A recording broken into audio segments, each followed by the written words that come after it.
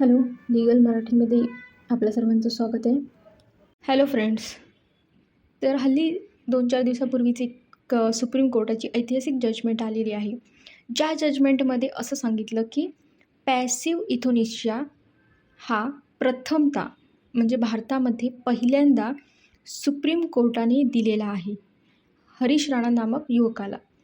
तर ती केस काय आहे हे आपण डिटेलमध्ये समजून घेऊया. हरीश राणा हा गाझियाबादमधला 32 वर्षाचा युवक आहे आणि तो 2013मध्ये चंदीगड येथे विद्यार्थी असताना म्हणजे शिकत होता, तिथे शिकण्यासाठी गेला असताना तिथे तो ज्या पी जीमध्ये राहत होता त्या पी जीच्या चौथ्या मजल्यावरून पडल्यामुळे त्याच्या मेंदूला गंभीर दुखापत झाली आणि त्यानंतर 13 वर्षे तो व्हेजिटेटिव्ह स्टेटमध्ये म्हणजे कोमात होता, ज्यामध्ये त्याला श्वास घेता येत नव्हता. त्याची हालचाल पूर्णपणे थांबली होती. त्याला लाईफ सपोर्ट सिस्टीम लावलेली होती. त्यानंतर त्याच्या मेंदूच्या नसा पूर्णपणे सुकल्या होत्या. त्याच्यामध्ये काहीच सुधारणा होत नव्हती. त्याचबरोबर फीडिंग ट्यूब आणि व्हेंटिलेटर हे त्याला 24 तास लावून असायचे, त्यावर तो होता. तर या गोष्टींवर तो अवलंबून होता आणि बरे होण्याचे चान्सेस संपले होते. म्हणजे तो या स्टेटमधून बाहेर येईल ह्याचे पूर्ण चान्सेस संपले होते, असं डॉक्टरांनी त्याच्या आईवडिलांना सांगितलं. त्यानंतर त्याच्या आईवडिलांनी त्याला इच्छामरण देण्याचा डिसिजन घेतला. कारण काय, तर त्याच्या आईवडिलांची परिस्थिती नव्हती. दुसरी महत्त्वाची गोष्ट म्हणजे दररोज 25,000 ते 30,000चा खर्च त्याला येत होता आणि त्याच्यानंतर सगळ्यात इम्पॉर्टंट गोष्ट म्हणजे हे सगळे प्रयत्न करूनही त्याच्यामध्ये काहीही सुधारणा होत नव्हती.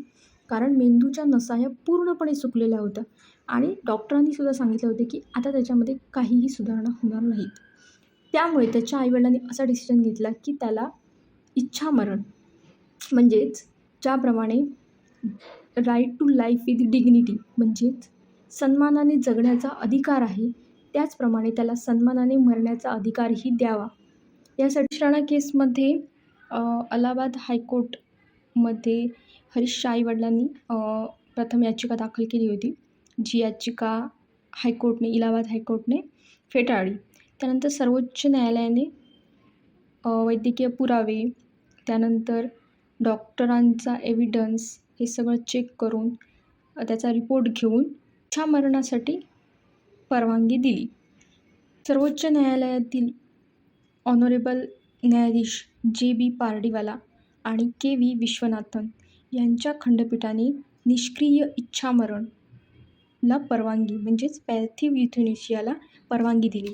ही भारतातील पहिली अशी कोर्ट मंजूर बाब आहे ज्यामध्ये हरीश राणा या प्रकरणामध्ये सुप्रीम कोर्टाने पहिल्यांदा इच्छामरणाला परवानगी दिलेली आहे. न्यायालयाने त्यासाठी हरीशला एम्स या रुग्णालयात दाखल करून वैद्यकीय देखरेखीखाली लाईफ सपोर्ट टप्प्याटप्प्याने काढण्याचे निर्देश दिलेले आहेत. तर ही होती हरीश राणा केस, जी पॅसिव्ह इथोनेशियामधली पहिली केस अशी आहे ज्यामध्ये इच्छामरणाला परवानगी दिली होती. आपण आता बघूया इथोनेशिया म्हणजे काय. तर इथोनेशिया म्हणजेच इच्छामरण, म्हणजेच असाध्य आजाराने ग्रस्त व्यक्तीला वेदनारहितपणे मृत्यू देण्याची प्रक्रिया किंवा त्या रुग्णावर जे काही उपचार चालू आहेत ते थांबवून नैसर्गिक मृत्यू देणे म्हणजेच इथोनेशिया. आता हे इथोनेशिया म्हणजेच इच्छामरण हे 2 प्रकारचे असते, एक ॲक्टिव्ह आणि पॅसिव्ह म्हणजेच सक्रिय आणि निष्क्रिय. सक्रिय इच्छामरणाला भारतामध्ये परवानगी नाही. सक्रिय इच्छामरण हे भारतामध्ये बेकायदेशीर मानलं गेलेलं आहे, परंतु निष्क्रिय म्हणजेच पॅसिव्ह इथोनेशियाला कोर्टातर्फे परवानगी दिली जाते. इथोनेशिया ही प्रक्रिया रुग्णाच्या इच्छेनुसार किंवा कुटुंबाच्या निर्णयाने केली जाते, ज्यामुळे तीव्र वेदना संपवता येतात. आणि भारतात निष्क्रिय इथोनेशियाला सर्वोच्च न्यायालयाने मंजुरी दिलेली आहे, परंतु सक्रिय इथोनेशिया हा गुन्हा मानला जातो. त्याचबरोबर सर्वोच्च न्यायालयाने 2018मध्ये लिव्हिंग विल म्हणजेच ॲडव्हान्स मेडिकल डिरेक्टिव्हला मान्यता दिलेली आहे, ज्यामुळे रुग्ण स्वतःच्या इच्छेनुसार उपचार थांबवू शकतो. हे आर्टिकल 21 अंतर्गत म्हणजेच भारतीय संविधानाच्या कलम 21 अंतर्गत सन्मानाने मृत्यू घेण्याचा अधिकार म्हणून मानले गेलेले आहे. परंतु सक्रिय इथोनेशिया हे बेकायदेशीर आहे.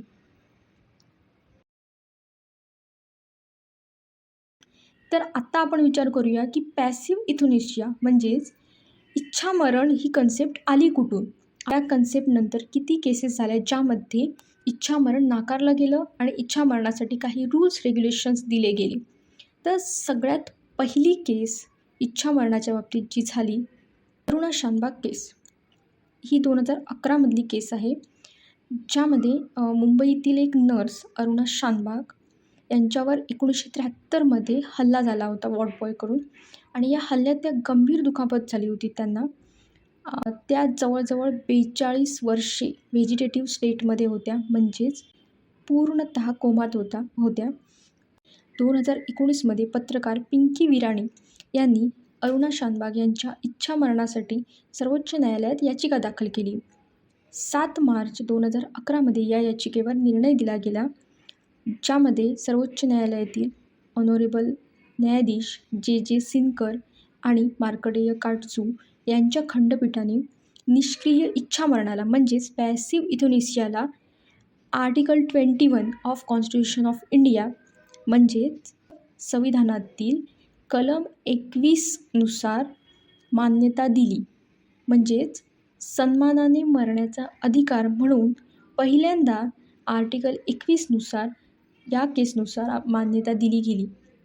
पण या केसमध्ये पॅसिव्ह इथोनेशियाची परवानगी नाकारली, कारण अरुणा शानबाग यांची स्वतःची इच्छा नव्हती किंवा त्यामध्ये कुठलंही विल बनवलेलं नव्हतं किंवा अशी इच्छा कुठेही जाहीर केली नव्हती.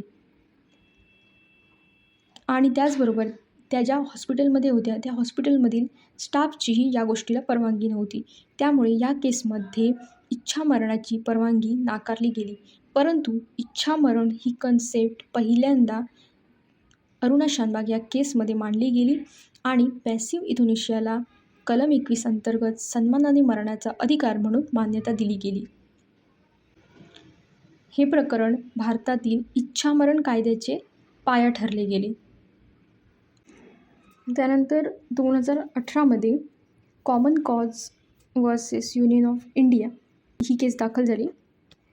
ही केस पॅसिव्ह इथोनेशियाची एक म्हणजे इच्छामरणची एक लँडमार्क जजमेंट आहे. कॉमन कॉज या संस्थेने एक जनहित याचिका दाखल करून सन्मानाने मरण्याचा अधिकार म्हणजेच right to die with dignity हा आर्टिकल 21 अंतर्गत ओळखण्याची मागणी केली.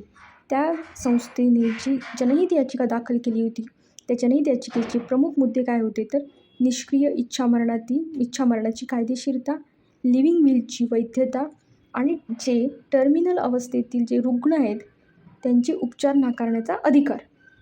या तीन गोष्टींची त्यांनी मागणी केली होती. याचा निकाल हा सर्वोच्च न्यायालयाचे संविधान पीठाचे ऑनरेबल न्यायाधीश दीपक मिश्रा, A.K. सिक्री आणि A.M.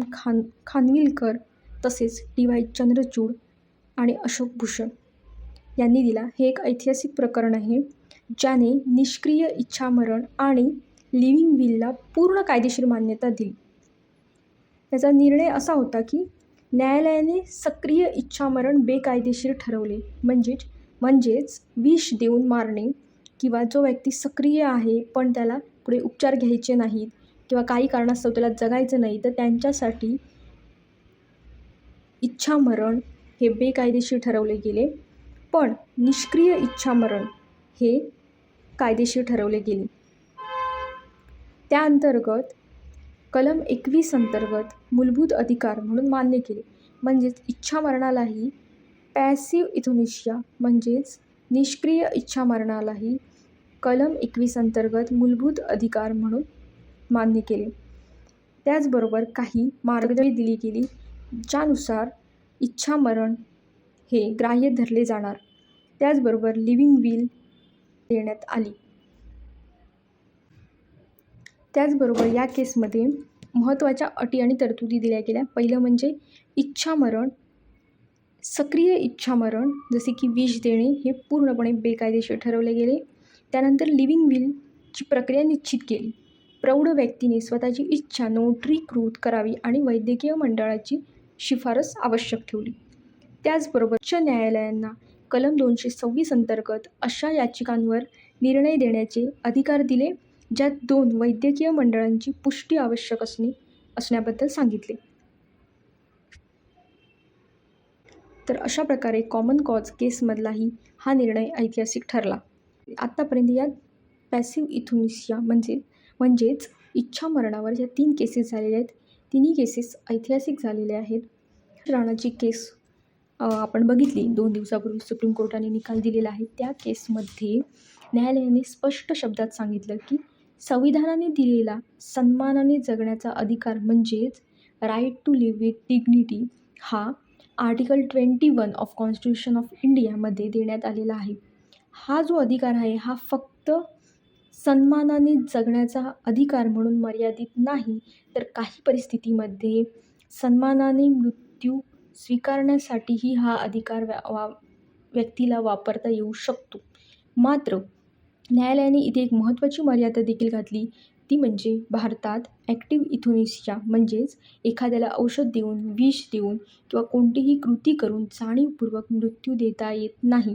हे पूर्णपणे बेकायदेशीर आहे. पण पॅसिव्ह इथुनिसिया म्हणजेच निष्क्रिय इच्छामरण हे कायदेशीर आहे. म्हणजेच रुग्णावर चालू असलेले व्हेंटिलेटर, लाईफ सपोर्ट आणि इतर जीवनरक्षक उपचार टप्प्याटप्प्याने काढून घेणे काही कठोर अटींवर मान्य करण्यात आले आहेत. याच निर्णयात सर्वोच्च न्यायालयाने लिव्हिंग विल आणि ॲडव्हान्स डायरेक्टिव्ह या संकल्पनेलाही मान्यता दिलेली आहे. जरी या गोष्टींना मान्यता दिलेली असली तरी त्या राज्यातील हायकोर्ट म्हणजेच उच्च न्यायालयाच्या परवानगीशिवाय पॅसिव्ह इथुनिसियाची प्रोसिजर कोणतंही हॉस्पिटल करू शकत नाही. त्यासाठी तुम्हाला हायकोर्ट किंवा सुप्रीम कोर्टाची परवानगी घ्यावी लागेल. हायकोर्ट किंवा सुप्रीम कोर्टने ग्रँट केल्यानंतरच पॅसिव्ह इथुनिसियाची प्रोसिजर कोणतंही हॉस्पिटल करू शकतं. थँक्यू.